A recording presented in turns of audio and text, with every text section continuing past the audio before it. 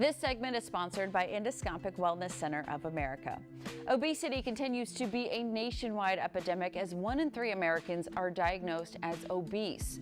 The experts at Endoscopic Wellness Center of America have created new and innovative ways to help people live a healthier lifestyle.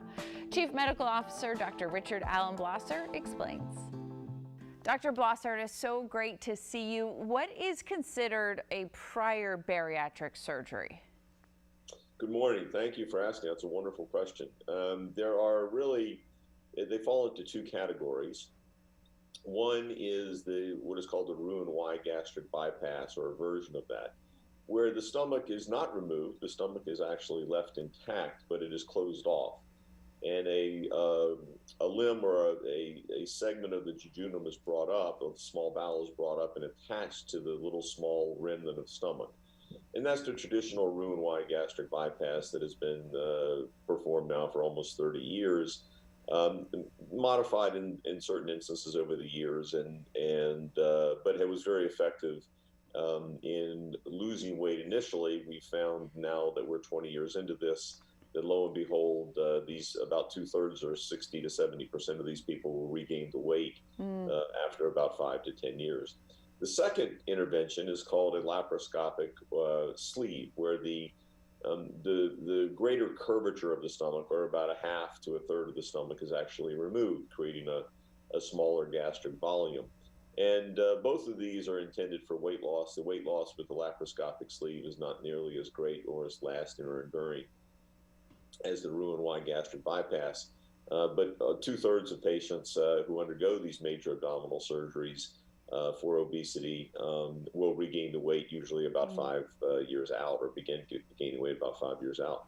And that's where we come into play, because we have some interventions which are lesser invasive to take them back to their actual date of surgery, when they're having restrictions and they're feeling what it is to drink 4 or 6 ounces of liquid or solid and then lose the weight again. What are these procedures that can help them get back to what they want to feel like? Yeah, thank you. So when we talk about the Roux-en-Y gastric bypass, the 2 procedures that are available for them one is called a TOR procedure, which TOR is an abbreviation for transoral ostomy reduction, and the E is endoscopy. So a simple endoscopy, we go down with what is called the overstitch device, and we actually sew the opening tighter. So a normal gastric jejunostomy anastomosis is, from just measurement point of view, is about 12 to 13 millimeters, which is a little bit bigger than a ballpoint pen, a little bit larger in diameter than that.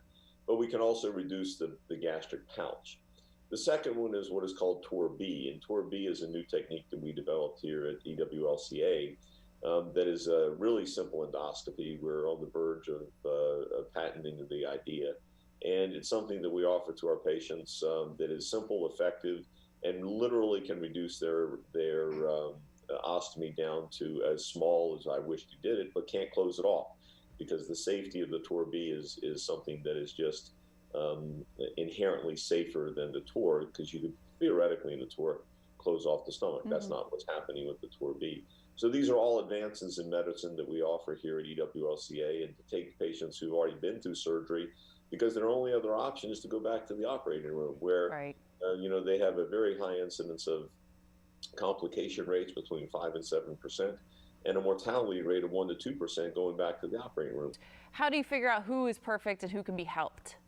Yes, so all of the procedures that we do start off with a simple upper endoscopy to begin with.